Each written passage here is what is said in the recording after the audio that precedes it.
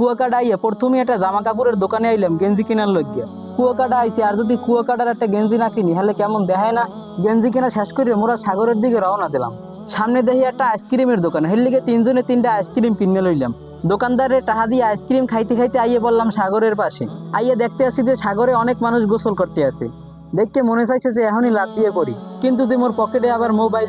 হের লেগে একটা দোকানে আইলাম মোবাইলের প্রোটেক্টর কেনার লইগিয়া। দোকানদার বেড়ায় দুই তিনটা প্রোটেক্টর বাইর করলো। এদের মধ্যে মোবাইল থুয়ে যেতে সাগরে সুবাই হাপারও না মোবাইল বেচবে না। হের লেগে 80 দিয়ে একটা প্রোটেক্টর কিনে লইলাম। হেয়ের পর আবার আইয়ে পড়লাম সাগরে ডুবাইতে।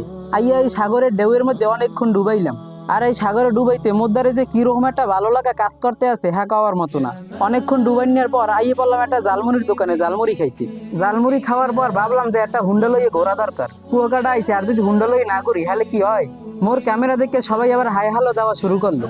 এরপরে 450 টাকা দিয়ে 1 ঘন্টার লগে একটা হুন্ডা ভাড়া করলাম। অনেকক্ষণ সাগরের পাড়ে ঘোরার পর এরপর উঠলাম রাস্তায়। আর একটু আগে যেহেতু বৃষ্টি নামছিল হের লেগে ওয়েদারটা দেখতেও অনেক সুন্দর লাগতে ছিল। হেয়ের পরে ঘুরতে ঘুরতে আইয়ে পড়লাম ঝিনুকের সরে। আর এই জায়গায় আইয়ে তো মোর একটা গান মনে পড়ে গেছে। এই নীল জলেতে ভাসাই দিব মনের দুঃখ যত, আর জল দিয়া পূরণ করিব হাজার শুকনো ক্ষত।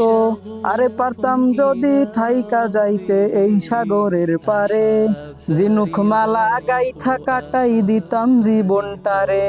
আমার মন বসে না শহরে, ইট পাথরের নগরে, তাই তো আইলাম সাগরে, তাই তো আইলাম সাগরে।